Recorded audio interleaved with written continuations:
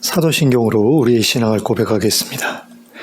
전능하사 천지를 만드신 하나님 아버지를 내가 믿사오며 그 외아들 우리 주 예수 그리스도를 믿사오니 이는 성령으로 잉태하사 동정녀 마리아에게 나시고 본디오 빌라도에게 고난을 받으사 십자가에 못 박혀 죽으시고 장사한 지 사흘 만에 죽은 자 가운데서 다시 살아나시며 하늘에 오르사 전능하신 하나님 우편에 앉아 계시다가 저리로서 산 자와 죽은 자를 심판하러 오시리라.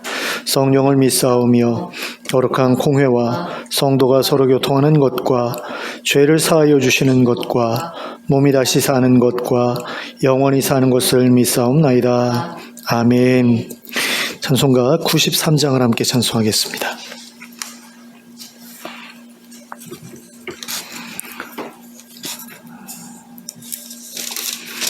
찬송가 93장입니다. 함께 찬송하겠습니다. 93장.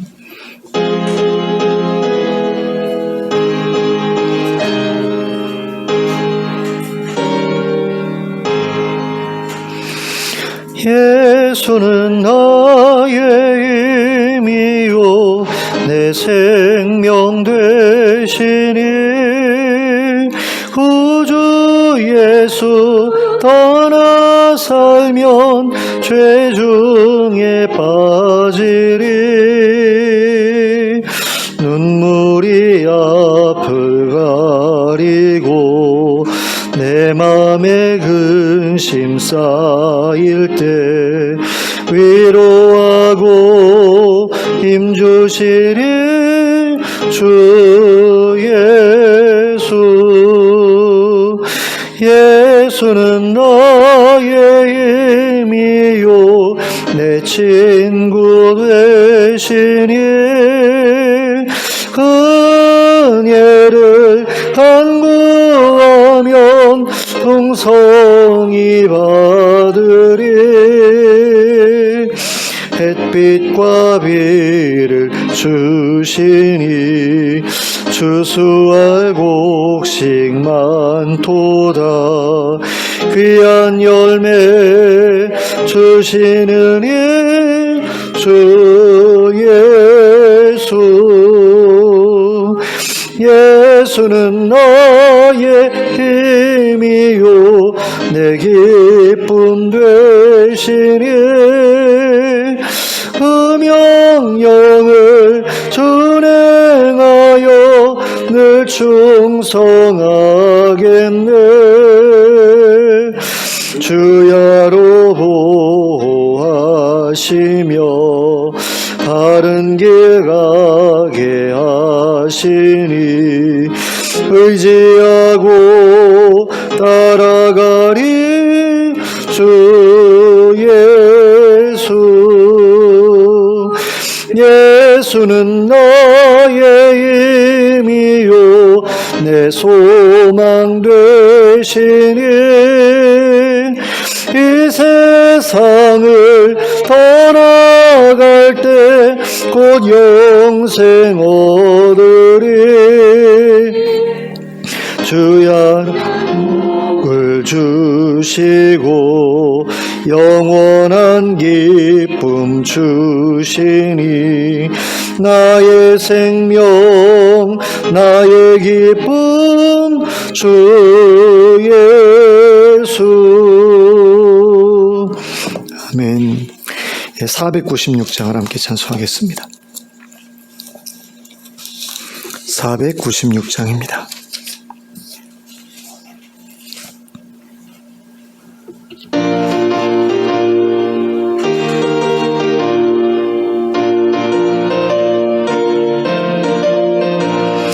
새벽부터 우리 사랑함으로써 저녁까지 씨를 뿌려봅시다.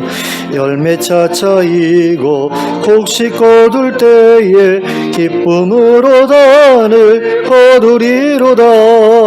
거두리로다. 거두리로다. 기쁨으로 단을 거두리로다. 거두리로다. 거두리로다. 기쁨으로 단을 거두리로다. 비가 오는 것과 바람 부는 것을 겁을 내지 말고 부려봅시다. 이를 맞춰놓고 곡식 거둘 때에 기쁨으로 단을 거두리로다. 거두리로다. 거두리로다. 기쁨으로 단을 거두리로다. 거두리로다. 거두리로다. 기쁨으로 단을 거두리로다. 씨를 뿌릴 때에 나지 아니할까 염려하며 심히 애탈지라도 나중 예수께서 칭찬하시리니 기쁨으로 단을 거두리로다. 거두리로다. 거두리로다. 기쁨으로 단을 거두리로다.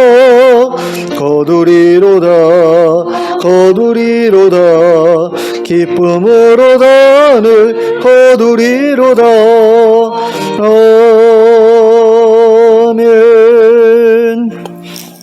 하나님의 말씀 누가복음 20장 1절부터 19절까지를 함께 보시겠습니다.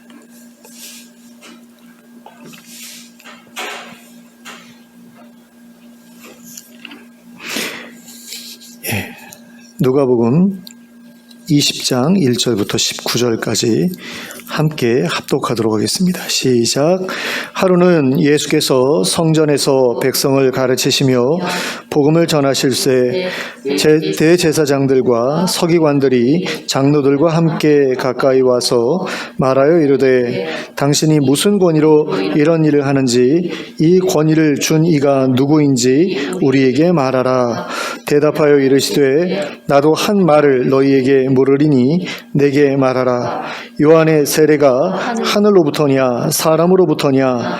그들이 서로 의논하여 이르되 만일 하늘로부터라 하면 어찌하여 그를 믿지 아니하였느냐 할 것이요 만일 사람으로부터라 하면 백성이 요한을 선지자로 인정하니 그들이 다 우리를 돌로 칠 것이라 하고 대답하되 어디로부터인지 알지 못하노라 하니 예수께서 이르시되 나도 무슨 권위로 이런 일을 하는지 너희에게 이르지 아니하리라 하시니라. 그가 또 이 비유로 백성에게 말씀하시기 시작하시니라. 한 사람이 포도원을 만들어 농부들에게 새로 주고 타국에 가서 오래 있다가 때가 이름에 포도원 소출 얼마를 바치게 하려고 한 종을 농부들에게 보내니 농부들이 종을 몹시 때리고 거저 보내었거늘 다시 다른 종을 보내니 그도 몹시 때리고 능욕하고 거저 보내었거늘 다시 세 번째 종을 보내니 이 종도 상하게 하고 내쫓은지라. 포도원 주인이 이르되 어찌할까 내 사랑하는 이들을 보내리니 그들이 혹 그는 존대하리라 하였더니 농부들이 그를 보고 서로 의논하여 이르되 이는 상속자니 죽이고 그 유산을 우리 것으로 만들자 하고 포도원 밖에 내쫓아 죽였느니라. 그런즉 포도원 주인이 이 사람들을 어떻게 하겠느냐? 와서 그 농부들을 진멸하고 포도원을 다른 사람들에게 주리라 하시니 사람들이 듣고 이르되 그렇게 되지 말하지이다 하거늘 그들을 보시며 이르시되 그러면 기록된 바 건축자들의 버린 돌이 모퉁이의 머릿돌이 되었느니라 함이 어찌미냐?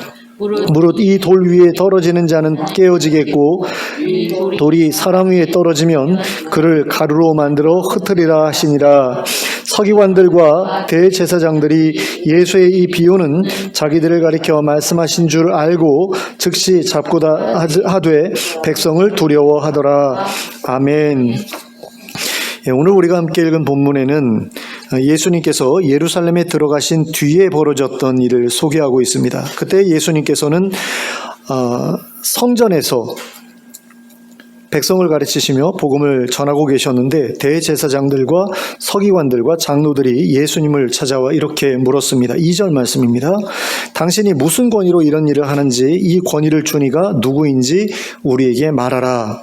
자, 여기에서 이런 일이라고 하는 것은 무엇을 가리키는 것일까요? 첫째는 성전에서 장사하는 사람들을 내어 쫓았던 일일 것이고, 둘째는 성전에서 백성들을 가르치시며 복음을 전하셨던 일일 것입니다. 그리고 여기에 기록되어 있지는 않지만 성전에 계시는 동안 병을 고치는 일도 하셨을 것이라고 생각이 됩니다. 근데 성전에서 백성들을 가르치는 일들은 바리새인들 중에도 또 랍비들 중에도 하는 사람들이 있었기 때문에 이것보다는 성전에서 장사하는 사람들을 내어 쫓았던 그 일을 가리켜서 말한 것이 맞지 않을까라고 그렇게 생각이 됩니다. 자, 그러면 대제사장들과 서기관들과 장로들이 예수님에게 당신이 무슨 권위로 이런 일을 하느냐라고 물었던 이유는 과연 무엇이었을까요? 그것은 예수님께서 하시던 그 일이 그들이 보기에 굉장히 거슬리는 일이었기 때문입니다. 특히 대제사장들의 입장에서는 예수님이 성전에서 장사하는 사람들을 내어 쫓았던 그 일은 자기들의 권위의 정면으로 도전하는 일이었습니다. 성전 관리를 맡고 있었던 것은 제사장 자기들이었는데 예수님이 마음대로 자기들이 허락해 준 일을 하지 못하게 막았으니 내가 뭔데 우리가 허락한 일들을 막아? 라는 그런 질문을 던지지 않을 수가 없었던 것입니다. 게다가 그들은 이러한 질문을 던질 때에 예수님이 자기들의 질문에 어떻게 대답하느냐에 따라서 꼬투리를 잡아서 예수님의 행동을 제한하려는 그런 계획도 가지고 있었습니다. 하지만 예수님께서는 그들이 던진 질문의 의도를 알고 계셨고, 그래서 그들의 질문에 대해 직접적으로 대답하시는 대신에 한 가지 질문을 통해 그들의 의도를 좌절시키고자 하셨습니다. 예수님께서 그들에게 던지셨던 질문은 다음과 같은 질문이었습니다. 4절 말씀입니다. 요한의 세례가 하늘로부터냐 사람으로부터냐? 이게 무슨 말입니까? 세례 요한이 세례를 준 것이 하나님의 명령을 받아 한 일이냐, 아니면 그가 자기 마음대로 한 일이냐, 이런 질문인 거죠. 그런데 이 질문을 받았던 대제사장들과 서기관들과 장로들은 이 질문에 대해 곧바로 대답하지 못했습니다. 그 이유가 무엇입니까? 5절에 기록된 것처럼 세례 요한의 세례가 하나님께서 명령하신 일이었다라고 대답하게 되면 예수님께서 이렇게 질문하실 수 있는 거죠. 너희는 왜 그가 세례 주는 것에 대해서 반대했느냐? 또 너희는 왜 그에게 세례를 받지 않았느냐? 이렇게 예수님께서 질문할 수 있었기 때문에 이 사람들이 대답을 망설였던 겁니다. 또 6절에 기록된 것처럼 세례 요한의 세례가 자기 마음대로 한 일이었다라고 대답하게 되면 세례 요한을 선지자로 생각했던 사람들이 자기들에게 돌을 던질 것이다 이렇게 생각했기 때문에 또 그렇게 대답하기를 망설였던 거죠. 그래서 이 사람들은 그 일이 하나님의 명령이었는지 아니면 세례 요한이 자기 마음대로 한 일인지 우리는 알지 못하겠다 이런 식으로 대답을 합니다. 그랬더니 예수님께서도 나도 무슨 권위로 이런 일을 하는지 말하지 않겠다 이렇게 대답을 하시죠. 이처럼 예수님께서는 자신이 성전에서 했던 그 일이 하나님의 명령에 따라서 했던 일이었다라는 것을 직접적으로 시인하지는 않으셨습니다. 하지만 백성들에게는 간접적으로나마 그 사실을 분명하게 알려주고자 하셨습니다. 이건 하나님께서 명령하신 일이야 라는 것을 간접적으로나마 분명하게 백성들에게 알리고자 하셨다라는 것이죠. 그래서 이러한 대화에 이어서 곧바로 한 가지 비유를 백성들에게 말하기 시작하셨습니다. 자, 그 비유는 다음의 내용과 같습니다. 한 사람이 포도원을 만들어서 농부들에게 새로 주고 타국에 가서 오래 있다가 때가 되니까 포도원 소출 얼마를 바치게 하려고 한 종을 농부들에게 보냈다라는 거죠. 여기서 포도원 주인은 하나님을 가리킵니다. 그리고 포도원은 유대로 대표되는 지상의 하나님 나라를 가리킨다라고 볼 수 있습니다. 그리고 농부들은 유대인들을 가리키죠. 그리고 포도원 소출은 하나님께서 자기 백성들에게 기대하셨던 삶의 열매를 가리킨다고 볼 수 있습니다. 하나님의 백성다운 삶의 모습을 가리킨다라는 것이죠. 그러면 하나님께서 보내신 종은 누구입니까? 바로 선지자를 가리킵니다. 하나님의 백성들이 하나님의 명령대로 살아가도록 독려하기 위해서 보내신 하나님의 대언자들이 바로 선지자들인 것입니다. 그런데 농부들은 주인이 보낸 이 종을 몹시 때리고 아무것도 주지 않고 그대로 돌려보냅니다. 그랬더니 주인이 다른 종을 보내죠. 그랬는데도 이 농부들은 이 종 역시 몹시 때리고 거기에 능욕까지 하고 아무것도 주지 않고 그대로 돌려보냅니다. 그런데도 주인은 다시 세 번째 종을 보내죠. 그랬더니 농부들이 이 종도 상하게 하고 내어 쫓아버렸다라는 것입니다.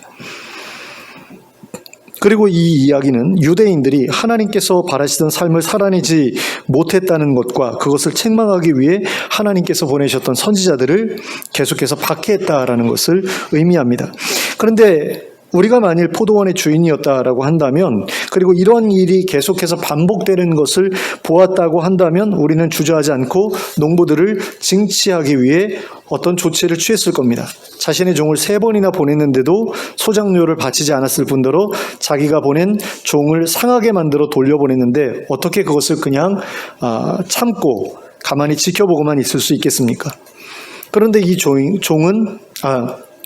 주인은 또다시 농부들에게 사람을 보내죠.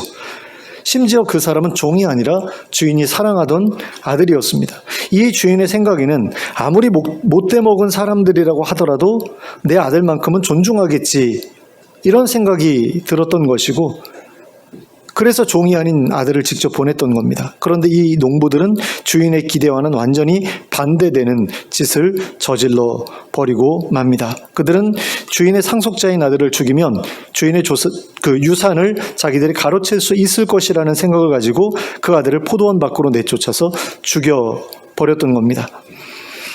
그러니까 포도원에서 죽이면 자기들이 죽였다라고 생각할까 봐 포도원 밖으로 몰아가지고 이제 자기들이 죽이지 않은 것처럼 아마 꾸미면 주인의 그 포도원을 가로챌 수 있지 않을까, 이런 기대를 했던 것 같은데, 이것은 하나님께서 보내셨던 선지자들을 유대인들이 계속해서 박해하다가 결국에는 하나님께서 보내신 아들마저도 박해하고 살해하려 들 것이라는 의미의 이야기라고 할 수 있죠. 앞으로 예수님 자신에게 벌어질 일에 대한 이야기였다라는 겁니다. 이처럼 예수님께서는 앞으로 예루살렘에서 자신에게 벌어지게 될 일을 미리 알고 계셨습니다. 그리고 예수님은 이 일이 과거로부터 지금까지 하나님께서 자기 백성들에게 보내셨던 선지자들에게 계속해서 벌어져 왔던 일이라는 사실도 알고 계셨습니다. 그럼에도 불구하고 예수님께서 그와 같은 선지자들의 뒤를 따라 세상에 오셨던 이유가 무엇입니까? 하나님께서 자기 백성들을 얼마나 사랑하시는지를 알고 계셨기 때문이죠. 그리고 하나님께서 자기 백성들이 열매 맺기를 얼마나 간절히 바라고 계시는지를 알고 계셨기 때문입니다.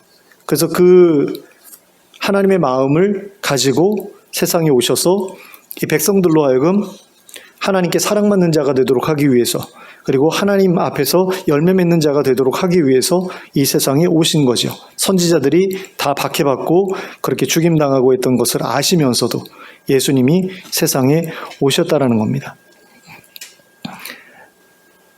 자, 하나님께서 예수님을 세상에 보내신 이유는 자기 백성들이 예수님을 잘 믿고 그 결과 잘 먹고 잘 살게 되기를 바라셨기 때문이 아니었습니다. 하나님께서 예수님을 세상에 보내신 것은 선지자를 보내셨던 것과 똑같은 이유 때문이었죠. 바로 하나님의 백성들이 하나님의 뜻을 깨닫고 하나님의 백성다운 삶을 살아가기를 바라셨기 때문입니다. 그러니까 열매 맺기를 바라셨다라는 겁니다. 그래서 예수님을 보내셨다라는 것인데, 그것과 선지자들을 보내신 이유는 같았다라는 거죠. 자, 우리가 한번 생각해 봤으면 좋겠는 것이 무엇이냐면, 하나님께서 선지자를 보내신 이유가 무엇이었을까? 와 예수님을 보내신 이유가 무엇이었을까가 서로 다르지 않다라는 건데요. 사람들이 많이 이 부분에서 착각을 합니다. 그러니까 선지자들을 보내신 이유와 예수님을 보내신 이유를 서로 다른 것으로 구분을 해요. 그러니까 차이점은 분명히 있죠. 그러니까 예수님께서 이 땅에 오신 것은 모든 사람들의 죄를 속량하시기 위해서, 그래서 십자가에 못 박혀 대속의 죽음을 맞이하시기 위해서 오셨다라고 생각을 하죠. 그건 맞는 이야기잖아요. 그건 분명히 선지자들하고 다른 점입니다. 그런데 같은 점이 있다라는 것이고, 그 같은 점이 굉장히 중요한데도 불구하고 그 같은 점은 우리가 별로 생각하지 않고 다른 점만 이렇게 예수님을 높이기 위해서 다른 점만 부각시키고 있다라는 거죠. 물론 그게 완전히 잘못된 것은 아닌데 그 부각시켜야 되는 부분이기는 한데, 그럼에도 불구하고 지금 예수님께서 계속해서 말씀하시는 부분이 선지자들을 보내신 이유와 나를 보내신 이유가 같다라는 그런 이야기를 하고 계시거든요. 예수님께서 직접 그 이야기를 하고 계시다라는 거예요. 근데 그 부분에 대해서 많은 사람들이 외면한다라는 거죠. 왜요? 불편하니까. 왜 하나님께서 선지자들을 보내셨습니까? 하나님의 백성들로 하여금 하나님의 백성답게 살도록 하기 위해서 보내셨잖아요. 예수님 보내신 것도 마찬가지거든요. 하나님의 백성들이 하나님의 백성답게 살지 못하고 있으니까 하나님의 백성답게 살라고 보내셨는데, 그걸 그 사람들이 하기 싫어가지고 예수님을 죽였다라는 거죠. 그 부분에 대해서 우리가 생각하면서 살아야 되는데, 우리는 그 부분보다는 예수님이 이 땅에 오셔서 하신 그 일을 통해서 우리에게 주어진 그 복이 하나님 나라가 이루어지기 전에 이 땅에서도 우리가 잘 먹고 잘 사는 것과 연결되어 있다라는 그런 식으로 생각하는 경향이 있는 거죠. 그러니까 하나님의 백성들이 하나님의 뜻대로 살아갈 때 하나님께 복을 받게 되는 것은 분명한 사실입니다. 하지만 하나님께서 하나님의 백성들에게 선지자를 보내신 1차적인 이유는 하나님의 백성들을 복주시기 위해서다라기보다는 하나님의 백성답게 살도록 하기 위해서다라는 거죠. 그리고 하나님의 백성답게 살 때 궁극적인 복이 하나님의 백성들이 임하게 되는 것인데, 이 순서를 건너뛰고 그냥 바로 복으로 직행하고 싶어하는 그런 마음 때문에 이 선지자들을 하나님께서 보내신 그 목적에 대해서 자꾸 눈을 감으려고 하는 것이 우리들의 모습이다라는 거죠.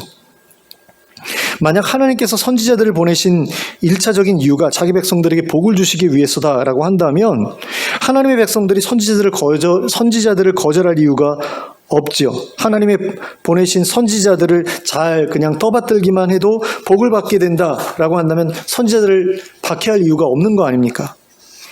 하지만 하나님께서 보내신 거의 모든 선지자들이 하나님의 백성들로부터 박해를 받았잖아요. 그 이유가 무엇이지요? 선지자들이 뭔가를 말했고 그 선지자들이 말한 것들이 자기네들의 삶에 방해가 됐다라고 그 사람들이 느꼈기 때문인 거죠. 그러니까 선지자들이 말하는 삶이 자기들이 기대하던 삶과 달랐기 때문입니다. 그래서 그 사람들이 선지자들의 말 듣기를 거절했던 거죠. 하나님이 요구하시는 방식대로 사는 것보다 자기들이 생각하는 방식대로 사는 것이 더 쉽고 편했기 때문에, 그러니까 그 편한 방식으로부터 돌이킬 생각이 없었기 때문에, 그래서 그 사람들은 하나님을 섬기는 것도 자기 방식대로 섬겼고 다른 사람들을 대하는 것도 자기 방식대로 그대로 대했던 거죠. 그러니까 선지자들이 오기 전이나 온 후나 별로 차이가 없었던 겁니다. 근데 선지자들이 그 사람들로부터 막 어떤 그 떠받들음을 당해가지고 선지자들이 그들을 위해서 막 기도해가지고 그들이 복받고 이런 어떤 그런 목적으로 선지자들이 온 게 아니잖아요. 선지자들은 그들의 삶을 바꾸기 위해서 온 거 아닙니까? 근데 그들은 자기들의 삶을 바꾸기가 싫었고 그래서 거절했고 그래서 죽였던 거죠. 근데 그렇게 선지자들을 보내도 말을 안 들으니까 결국에는 자기 아들을 이제 하나님께서 보내신 건데, 그것 역시도 예수님께서 이 땅에 오신 목적 역시도 사람들의 삶을 바꾸고 싶어서 오신 거 아니에요. 하나님이 원하시는 삶의 모습으로 바꾸고 싶어서 오신 것 아닙니까?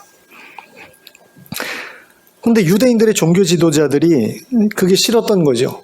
자기네들이 구축해 놓은 어떤 종교적인 시스템을 예수님께서 바꾸는 것을 원하지 않았기 때문에 예수님의 가르침을 계속해서 거절하고 깎아내리고 예수님이 입을 막으려 하고, 그래서 심지어는 죽이려고까지 그렇게 했다라는 겁니다.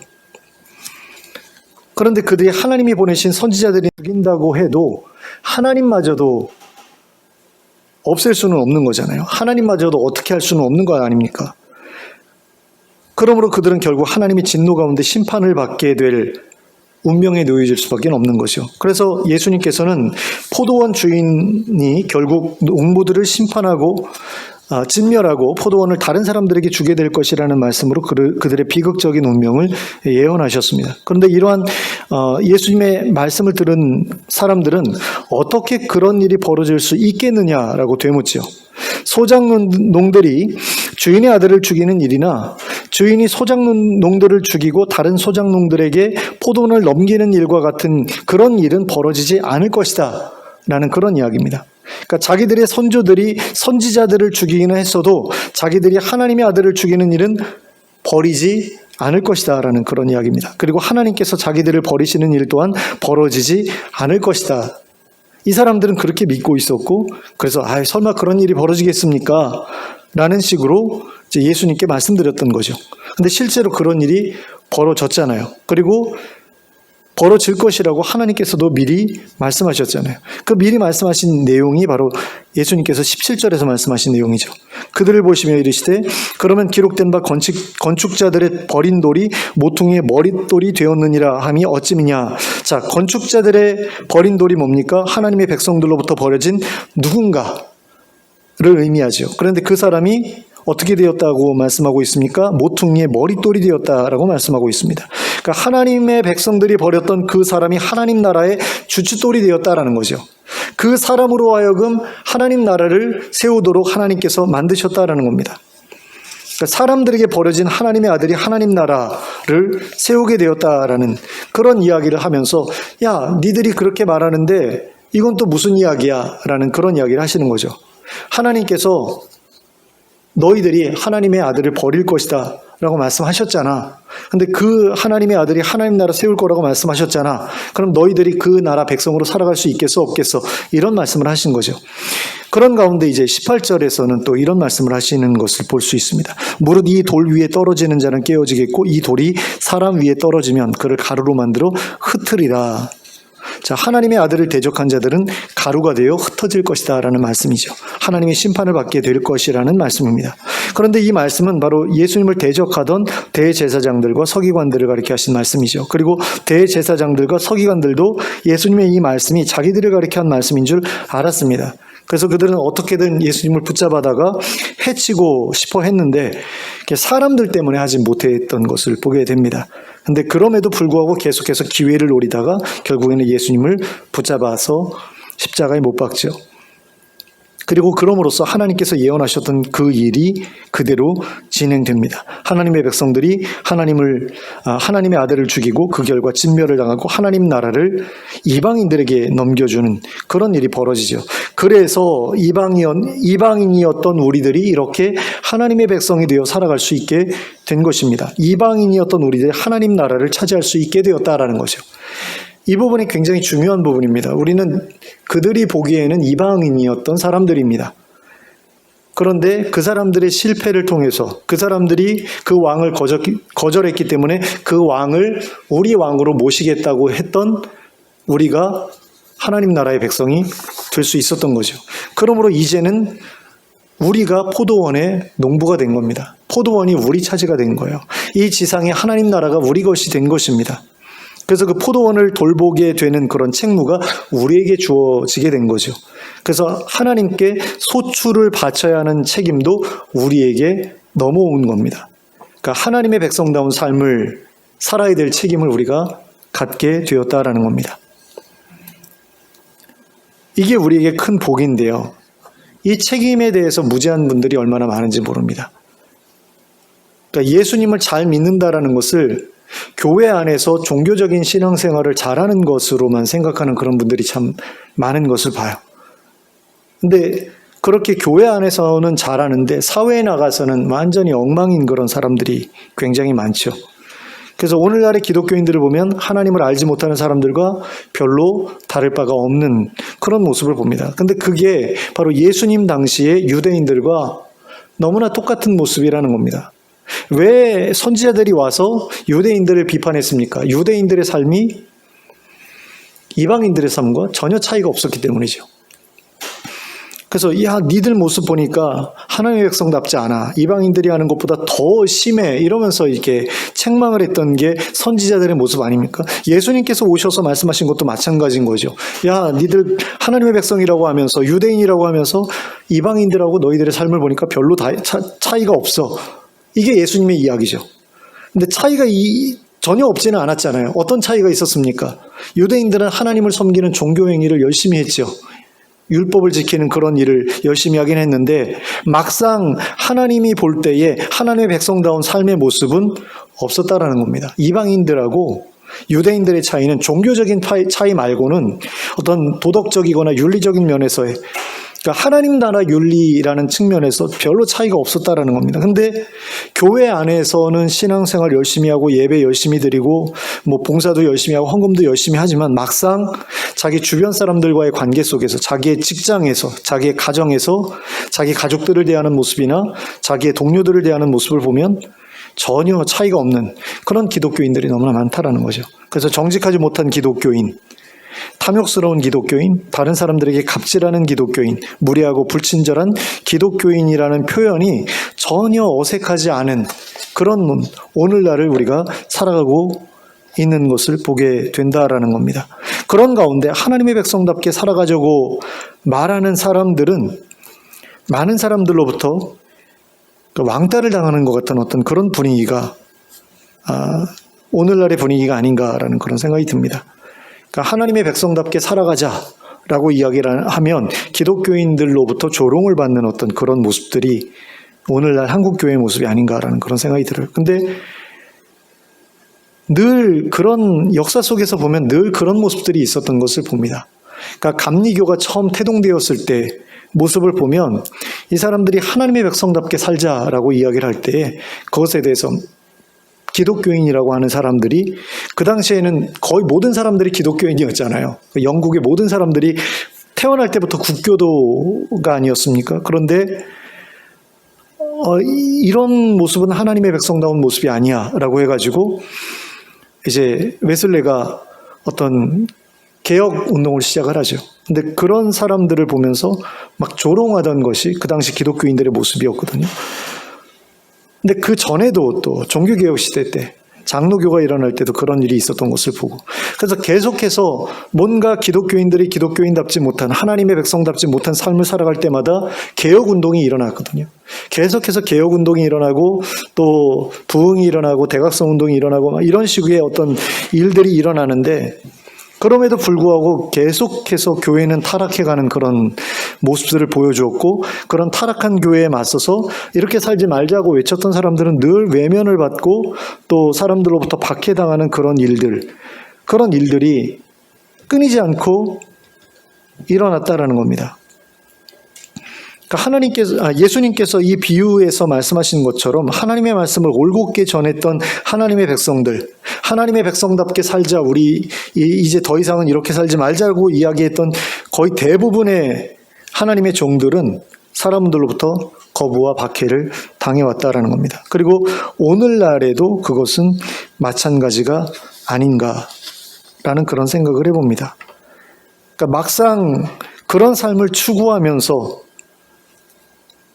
자기들이 그런 삶을 하나님의 백성다운 삶을 살아가면서 다른 사람들에게 그것을 요구하는 그런 사람들은 사실 보기는 힘든 것 같다는 생각이 들어요. 그러니까 그런 메시지를 전하는 목사들이 없다라는 게 아니고요.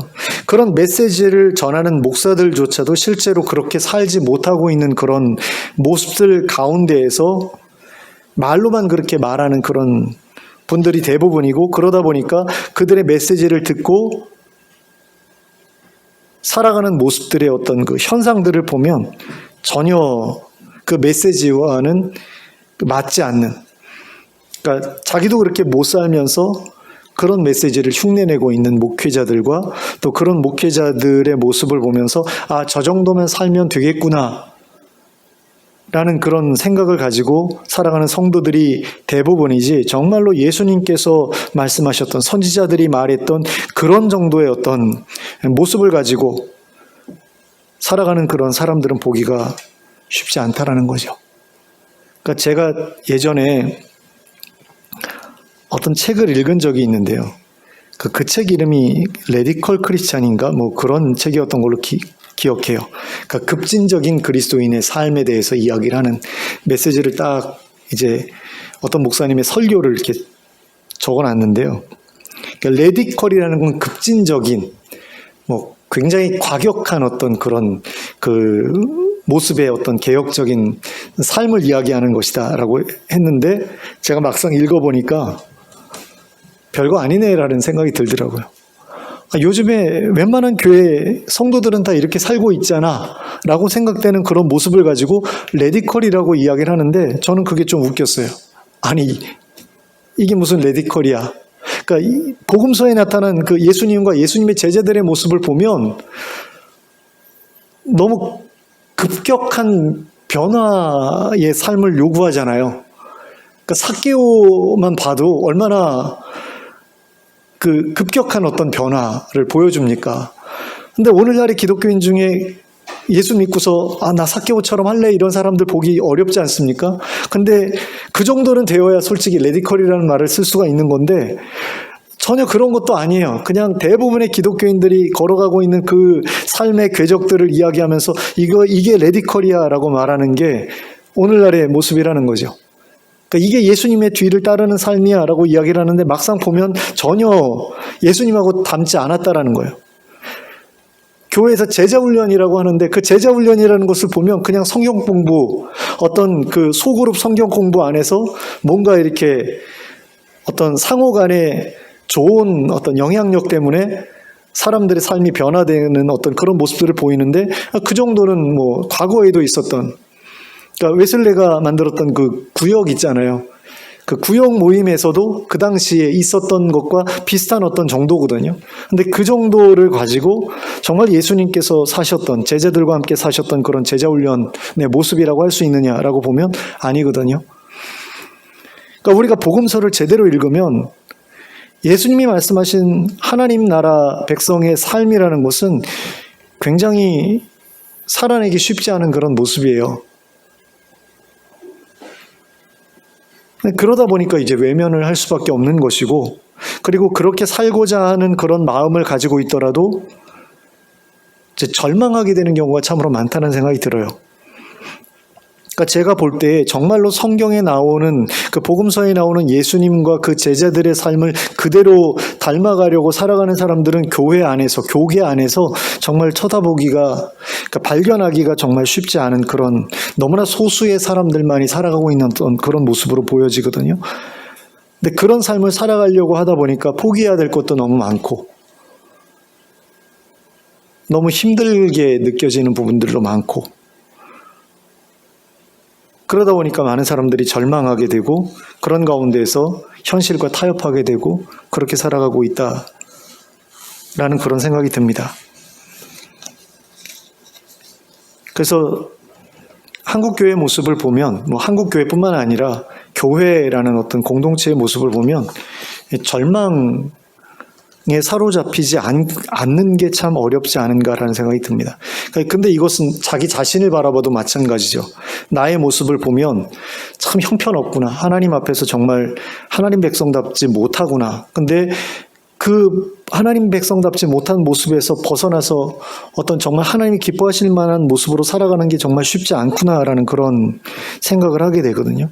그럼에도 불구하고 우리가 소망을 가질 수 있는 이유가 있다라는 거죠.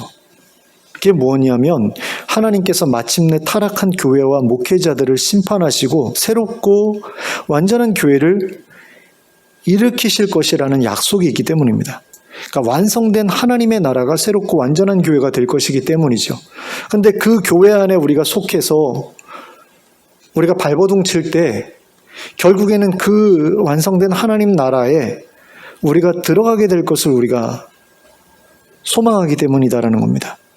그러니까 하나님의 선지자들이, 그리고 하나님의 아들 예수님이 하나님의 백성들로부터 그렇게 거절당하고 배척당하는 일을 겪으면서도 하나님의 말씀을 전하셨던 이유가 무엇이겠습니까? 바로 그런 기대가 있었기 때문인 거죠. 사람들이 이렇게 하나님의 말씀대로 살아가려고 하지 않는 그런 그 현실 속에서도 결국에는 하나님께서 완성된 하나님 나라를 세우실 것이다. 그리고 변화된 하나님 나라의 백성들이 분명히 그곳을 채울 것이다 라는 기대가 있으셨기 때문에 바로 그와 같은 메시지를 계속해서 거절당하는 가운데에도 전하기 위해서 세상에 오셨고 배척받고 죽임당하는 것까지도 감수하셨다라는 거죠. 하나님께서 마침내 불의한 농부들을 심판하시고 새로운 농부들을 일으켜 포도원을 새롭게 하실 것을 믿었기 때문이다라는 겁니다. 그리고 그 포도원에 정말 풍성한 열매들이 맺히게 될 것을 믿었기 때문이다라는 거죠. 결국에는 우리에게도 그와 같은 열매가 있을 것을 믿어야 우리가 절망하지 않을 수 있게 된다라는 거죠. 솔직히 우리 안에도 이런 삶을 살아가고자 하는 어떤 그런 그 마음을 힘들게 하는 것들이 있잖아요. 세상 사람들을 바라보면, 그리고 세상과 타협해서 살아가는 다른 기독교인들을 보게 되면 저렇게 사는 사람도 있는데, 저렇게 해도 잘 먹고 잘 사는데 내가 꼭 이런 삶을 살아가야 되겠어? 나만 이렇게 힘들게 살 필요가 있겠어? 라는 어떤 그런 마음들이 계속해서 우리 안에서 솟아오를 때가 있잖아요. 근데 그럼에도 불구하고 우리가 계속해서 그 길을 걸어가야 되는 이유는 무엇이냐면 그와 같은 길을 걸을 때 결국에는 하나님께서 우리를 가루로 만들어서 흩어버리실 것이기 때문이라는 거죠. 우리가 하나님께 버려져서 그 새롭게 되는 그 포도원에 속한 자로서 받아들여지지 않게 될 것이기 때문에 우리가 그런 유혹 속에도 불구하고 그런 마음이 계속해서 솟아남에도 불구하고 예수님께서 걸어가셨던 그 길을 걸어갈 수밖에 없게 되는 거죠. 그래서 우리도 예수님께서 가지셨던 그런 기대를 끝까지 붙잡을 수 있었으면 좋겠습니다. 그래서 하나님의 포도원이 새로워질 그 날이 오게 될 것을 좀 믿고 소망하는 그 소망을 포기하지 않을 수 있었으면 좋겠어요. 그래서 어떻게 해서든 내가 이 포도원 안에 있어야 되겠다. 그리고 이 포도원을 새롭게 하는 그 일에, 이 포도나무를 잘 가꾸어서 열매 맺게 하는 그 일에 내가 최선을 다해야 되겠다. 이것을 포기하지 말아야 되겠다라는 그런 결단을 우리 모두가 할 수 있게 되었으면 좋겠습니다. 그래서 그 포도원이 완성되는 그날에 우리가 풍성한 열매를 가지고 하나님 앞에 설 수 있게 되기를 예수 그리스도의 이름으로 축복합니다. 기도하겠습니다. 사랑의 하나님 아버지, 우리가 고난주간을 맞이하는 가운데 예수님께서 선지자들이 겪었던 고난, 그리고 아들이 겪게 될 고난에 대해서 말씀하셨던 말씀을 우리가 살펴보았습니다. 수많은 선지자들을 하나님께서 보내셨던 이유가 자기 백성들의 삶을 바꾸기를 원하셨기 때문이고, 그렇게 변화된 그런 하나님 백성의 삶을 하나님께서 기대하셨기 때문인데, 하나님의 백성들조차도 선지자들을 계속해서 배척했던 것을 봅니다. 하나님, 그 이유가 무엇이었는지를 우리가 생각해 볼 때에 결국에는 하나님의 뜻과 상관없이 살아가는 그 삶을 하나님의 백성들이 꿈꾸었기 때문이라는 사실을 깨닫게 됩니다. 그런데 혹시 우리의 마음 가운데에도 하나님의 뜻과 상관없이 살아가고 싶은 그런 마음이 있지는 않은가, 우리 자신을 돌아볼 수 있기를 원합니다. 세상 사람들을 보면서 또 세상과 타협하며 살아가는 다른 기독교인들의 모습을 보면서 저렇게 살아가고 싶은데라는 그런 유혹을 느끼게 될 때가 참으로 많습니다. 그리고 나만 이렇게 살아가야 할 필요가 있겠느냐라는 그런 유혹이 우리에게 찾아올 때도 참으로 많습니다. 그럼에도 불구하고 우리가 절망하지 말아야 될 것이 있다면 예수님께서 소망하셨던 그 소망 때문인데, 하나님, 우리도 예수님께서 기대하셨던 그 새로워진 포도원에 대한 소망이 있기를 원합니다. 하나님께서 정말 그 포도원을 새롭게 하시고 그 포도원을 열매 맺는 포도나무들로 채우실 것을 하나님, 우리도 바라보게 하시고 소망하게 하시고 그 자리에 내가 있기를 기대하는 가운데 열매 맺기를 위해서 정말 급진적인 기독교인의 삶을 계속해서 살아가고자 노력하는 저희들 되게 하여 주시길 간절히 원합니다. 정말 헛된 기대를 가지고 헛된 욕망을 가지고 하나님을 어떤 도구로 이용하는 그런 삶이 아니라 하나님의 뜻을 이루어드리기 위한 그런 하나님의 백성으로 살아가고자 하는 그런 열망을 가지고 우리에게 주어진 일생을 살아내게 하시고 그 가운데서 하나님을 영화롭게 하고 또 아름다운 하나님 나라를 함께 다스리며 살아갈 그날을 기대하는 가운데 하나님의 백성으로서 합당한 삶을 살아내는 저희 모두가 될 수 있도록 인도하여 주시옵소서. 예수 그리스도의 이름으로 기도하였습니다. 아멘. 찬송가 597장을 함께 찬송하겠습니다.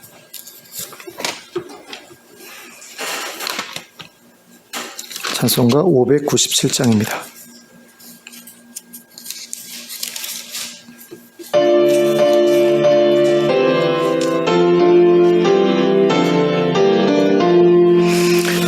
이전에 주님을 내가 몰라 영광의 주님을 비방했다. 지극한 그 은혜 내게 넘쳐 날 불러 주시니 고마워라. 나 받은 달란트 얼마론가 나 힘써 그것을 남기어서 갑절로 주님께 바치오면 충성된 종이라 상 주시리. 전하고 무능한 나에게도 귀중한 직분을 맡기셨다. 그 은혜 고맙고 고마워라. 이 생명 바쳐서 충성하리. 나는 일들이 하도 적어 큰 열매 눈앞에 안 배워도 주님께 죽도록 충성하면 생명의 멸류관 얻으리라. 아멘. 주님 가르쳐 주신 기도로 예배를 마치겠습니다. 하늘에 계신 우리 아버지여, 이름이 거룩히 여김을 받으시오며 나라가 임하시오며 뜻이 하늘에서 이루어진 것 같이 땅에서도 이루어지이다. 오늘 우리에게 일용할 양식을 주시옵고 우리가 우리에게 죄 지은 자를 사하여 준 것 같이 우리 죄를 사하여 주시옵고 우리를 시험에 들게 하지 마시옵고 다만 악에서 구하시옵소서. 나라와 권세와 영광이 아버지께 영원히 싸움나이다. 아멘.